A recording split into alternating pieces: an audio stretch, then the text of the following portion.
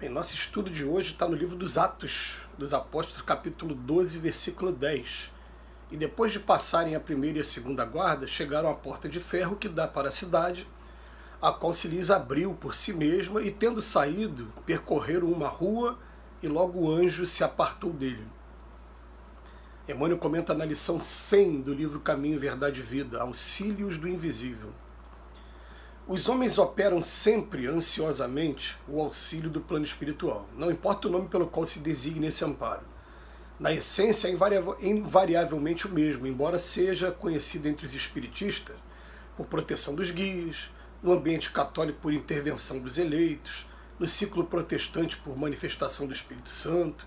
As denominações apresentam interesse secundário. O essencial é considerarmos que semelhante colaboração constitui elemento vital nas atividades do crente sincero. No entanto, a contribuição recebida por Pedro no cárcere representa lição para todos.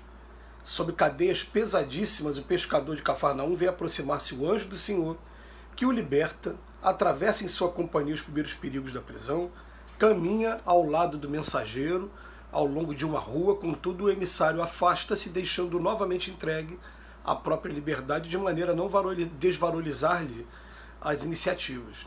Essa exemplificação é típica. Os auxílios do invisível são incontestáveis e jamais falham em suas multiformes expressões no momento oportuno.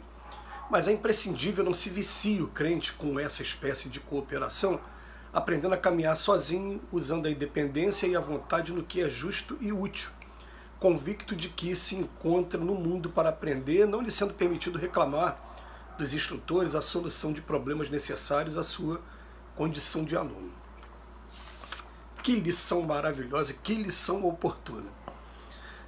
A gente recebe o tempo todo informações de que devemos aprender a desenvolver em cada um de nós uma independência, uma autonomia.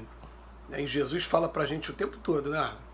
Quer seguir o caminho? Qual é o caminho? Bem-aventurados que são mansos e pacíficos, bem-aventurados que são misericordiosos, aqueles que são pobres de espírito, ou em outras palavras, humildes. Vem lá todas as bem-aventuranças e Jesus não cansa de recomendar a gente como a gente fazer por conta própria, sem depender de mais ninguém. Toma esse caminho e esse caminho vai ser útil. Mas a verdade é que aqui nesse mundo, a gente tem a interferência, sim, do plano invisível o tempo todo. E é por isso que, independente do credo, da religião, e até Emmanuel é sempre muito feliz, porque Emmanuel, como cristão que ele abarca todos como irmãos, católicos, protestantes, somos todos irmãos. Toda a humanidade, todo mundo é irmão, todo mundo é filho de Deus, mas ele se apega mais ao círculo do cristianismo, que é o que está mais com afinidade com a gente. Ele vem falar, no meio protestante, então as pessoas vão falar muito do Espírito Santo, da manifestação, intervenção do Espírito Santo. Outro vai falar dos eleitos, tem lá os termos que são usados. E outra dos guias protetores, não interessa qual é o nome que vocês vão usar, porque para um Deus de amor não existe formalidade. Não é igual aqui na Terra que tem que tratar por Vossa Excelência, por Meritíssimo, por pessoa. Não tem essa nomenclatura aqui para gente. Deus é pai de amor o tempo todo. E a interferência, a intervenção, ela acontece sempre para nos ajudar, muitas das vezes, sem a gente perceber. Nesse caso aqui, foi muito claro para o Pedro, porque a gente, quando ouve falar em prisão, a gente imagina os presídios dos dias de hoje, e sabe que os presídios dos dias de hoje ainda existem presídios que são cruéis demais ao redor do planeta.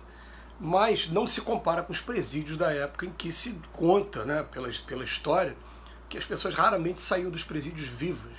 Era muito difícil alguém sair, igual José lá no Velho Testamento, que lia sonhos, sair vivo de uma prisão daquela. Todo mundo saía da prisão morto, não saía da prisão. E aí, de repente, Pedro informa, ou melhor, que informa é Lucas, né, no narrativo dos Atos dos Apóstolos, que Pedro estava preso, e de repente um anjo aparece, um espírito aparece e começa a o guiar por dentro da prisão para o tirar daquele ambiente. Por quê? Aí está sendo uma interferência, uma direta mesmo, em cima daqueles que eram os pilares sobre a qual ia ser construído, foi construído efetivamente todo o edifício que a gente conhece hoje como cristianismo para o mundo, como Boa Nova, como Evangelho para todo mundo.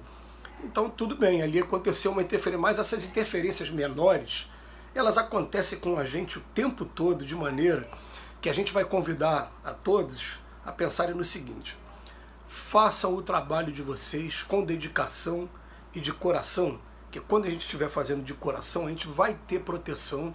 E outra coisa, só vai acontecer com a gente aquilo que realmente tem que acontecer para o nosso aprendizado. Então eu fico vendo assim, né, uma vez assistindo uma querida palestrante, ela falando, não, a gente tem que tomar cuidado que o pensamento, ele tem muito poder. Então eu chamei uma pessoa para me acompanhar, que eu ia fazer uma palestra num lugar dominado pelo tráfico de drogas aqui no Rio, e a pessoa falou assim, não, mas aquele lugar é muito perigoso e tal, e depois de um tempo ela falou, tá bom, eu vou com você. Eu falei, não, agora quem não quer que vai ser você, porque do jeito que você está pensando, você vai atrair para a gente. Deixa eu ir sozinho mesmo, que eu estou indo para cumprir meu papel, e o que tiver que acontecer comigo vai acontecer, eu vou para lá para trabalhar e acabou. Ou então vou dar um outro exemplo, que teve um amigo que eu conheço, que ele realmente não deixou de ser assaltado. Ele foi assaltado num trabalho desse. E quando ele foi assaltado, ele por ter uma mediunidade assim, mais ostensiva, por perceber os espíritos, um espírito apareceu do lado dele e falou assim, ó, agora agradece a Deus, porque quando você lá atrás, você não lembra disso, mas lá atrás, em outras experiências, você assaltava as pessoas e você utilizava de violência. Ele não utilizou da de violência, só levou a tua carteira e teu celular. Quer dizer, então tem coisas que não vão deixar de acontecer com a gente, porque é uma forma de aprendizado, é o resgate, está sendo permitido pelo Pai, mas quando a gente coloca na cabeça que, ó, na verdade, tudo que acontece comigo está sendo permitido e é para mim a educação, eu começo a fugir dessa história de, ah, não, foi a maldade, foi o lado ruim. Não tem essa coisa, tudo no final acaba se transformando em experiência para o nosso aprendizado, tudo no final está sendo para enriquecer a gente, para fazer a gente evoluir. Não tem que ter essa coisa, né, esse medo de trabalhar. Então, principalmente quando se está trabalhando no bem, você vai ver algumas coisas. Tem uma coisa que eu contava muito em palestra quando eu fazia, há muito tempo, como se tem muito tempo mesmo, se tem uns 15 anos pelo menos, de eu chegar num determinado lugar e ser recebido por 5 pessoas armadas.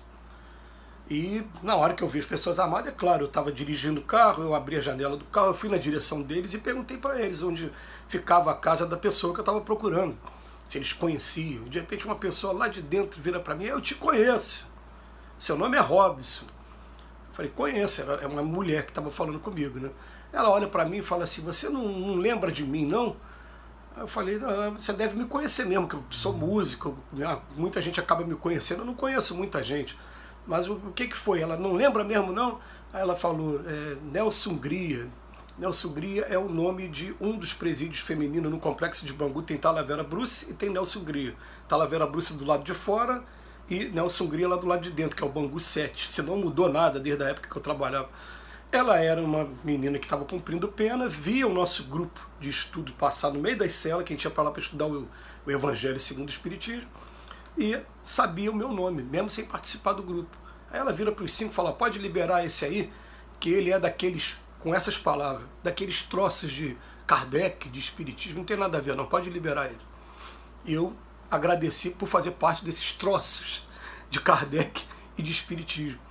E falei, não, eu não tenho que ter medo mesmo de fazer qualquer trabalho, porque a intervenção ela vai acontecer, e ela acontece muitas das vezes sem a gente perceber, quando a gente está nesses deslocamentos, quando a gente está no meio do trabalho, ela vai acontecer sim. Algumas que tiverem que acontecer para o nosso aprendizado, vão acontecer também, porque, como diz aqui na narrativa, Emmanuel faz questão de lembrar, ó, o anjo ajudou Pedro até determinado ponto, daqui a pouco ele saiu e deixou por conta própria, para que não exista viciação.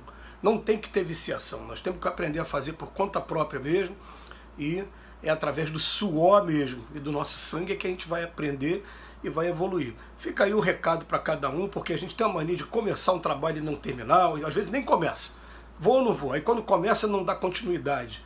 E trabalho, a gente tem que aprender uma coisa, luz se acende e tem que se levar adiante. Não pode deixar a luz apagar. Trabalho no bem não pode parar nunca.